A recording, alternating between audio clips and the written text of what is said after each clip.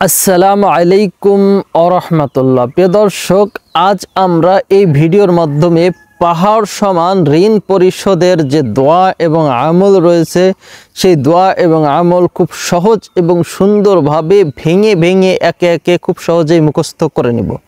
তাই গুরুত্বপূর্ণ এই ভিডিওর ভিতরে কেউই অমনোযোগী হবেন না। পুরো ভিডিও জুড়ে আমি রয়েছে আপনাদের সঙ্গে সোহান হায়দার। ভিডিওটিতে লাইক করার প্রয়োজন বোধ করলে এখনই একটি ক্লিক করে লাইক করে দিন। প্রিয় দর্শক, এ সম্পর্কে হাদিস শরীফে আসে, হযরত আলী রাদিয়াল্লাহু তাআলা আনহুর কাছে একজন দেনাগ্রস্ত সাহাবী আসে, এসে বলে, হুজুর আমাকে সাহায্য করুন, আমি অনেক দেনা হয়ে গেছি।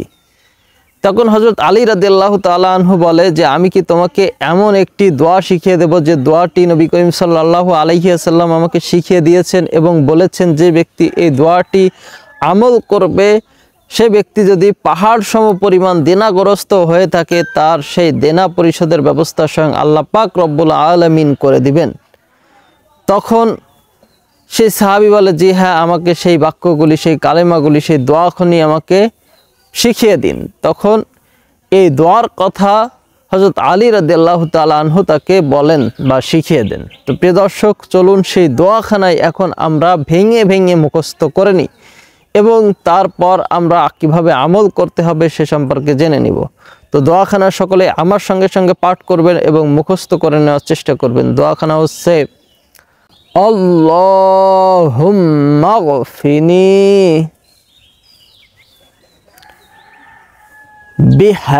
বিহালালিকা আন হারামিকা, অথবা আন হারামিক, ওয়াগনিনি বিফাদলিকা আম্মান সিওয়াক। দোয়াখানা আমি আবারই পাঠ করছি। দোয়াখানা হচ্ছে, আল্লাহুম্মা গফিনি বিহালালিকা আন হারামিকা ওয়াগনিনি বিফাদলিকা আম্মান সিওয়াক। প্রিয় দর্শক, এই দোয়াখানা আমল করার নিয়ম হচ্ছে, 5 ওয়াক্ত সালাতের পর কয়েকবার দুরূদ শরীফ পাঠ করে তারপর এই দোয়াখানা পাঠ করতে হবে এবং পুনরায় আবারও দুরূদ শরীফ পাঠ করতে হবে। প্রিয় দর্শক, এবং এ ব্যাপারে আল্লাহ পাক রব্বুল আলামিনের কাছে ফরিয়াদ করবেন যে, হে আল্লাহ, আমি অনেক টাকা ঋণগ্রস্ত হয়ে গেছি, অনেক টাকা দেনাগ্রস্ত হয়ে গেছি। নবী করিম সাল্লাল্লাহু আলাইহি ওয়াসাল্লামের শিখিয়ে দেওয়া আমল আমি করতেছি, আমার যদি এই আমলের ভিতর কোনো ভুল ত্রুটি হয়ে যায়, তাহলে সেই ভুল ত্রুটি মার্জনা করে, ক্ষমা করে আপনি আমার দেনাগুলো পরিশোধের ব্যবস্থা করে দিন। অবশ্যই অবশ্যই 5 ওয়াক্ত সালাত আদায় করতে হবে এবং এ ব্যাপারে আল্লাহ পাক রব্বুল আলামিনের কাছে এভাবে দোয়া করতে হবে।